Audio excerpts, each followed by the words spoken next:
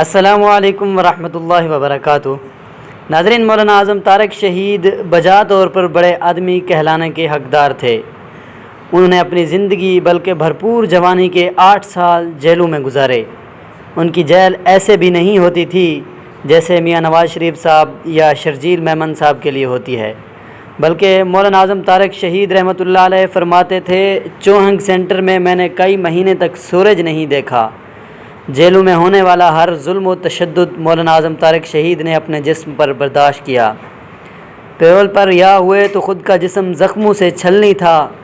محبوب قائد علامہ ضیاء الرحمن فاروقی شہید رحمۃ اللہ علیہ دنیا سے رخصت ہو چکے تھے، لیکن مولانا اعظم طارق شہید رحمۃ اللہ علیہ زبان پر شکوہ نہ لائے۔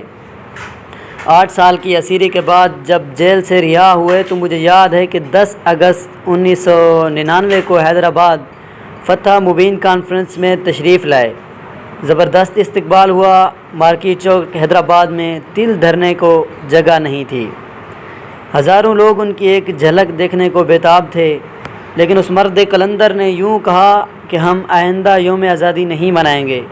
وہ بڑے آدمی تھے، اس لیے ظلم و ستم تو سہا، لیکن پھر بھی پاکستان زندہ باد کے نعرے لگوائے۔ ایک بار بھٹ شاہ میں اسلام دشمنوں نے خلیفہ ثانی سیدنا عمر فاروق رضی اللہ تعالیٰ عنہ کا پتلا بنا کر نظر آتش کیا۔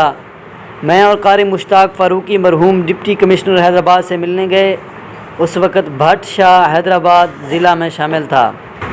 دوران ملاقات ڈپٹی کمشنر صاحب کہنے لگے، مولانا اعظم طارق صاحب کا فون آیا تھا، آپ نے اتنی اوپر تک بات کیوں پہنچا دی؟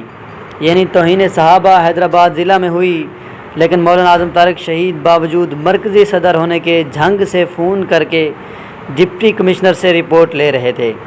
مولانا اعظم طارق شہید کو اپنے دل پر بھی قابو تھا اور زبان پر بھی۔ انہیں کروڑوں کی آفریں ہوئیں، لیکن انہوں نے ان کروڑوں کے آفروں کو ٹھکرا دیا۔ وہ کبھی کسی سے مرعوب بھی نہیں ہوتے تھے، خود بھی پرعزم تھے اور کارکنان کو بھی پرعزم رکھتے تھے۔ ناظرین، ہمارے اس ویڈیو کے بارے میں ایک کومنٹ ضرور دیجیے گا۔ ہاں، اگر آپ ہمارے چینل پہ پہلی مرتبہ آئے ہیں تو چینل کو بھی لازمی سبسکرائب کر دیجیے گا۔ والسلام۔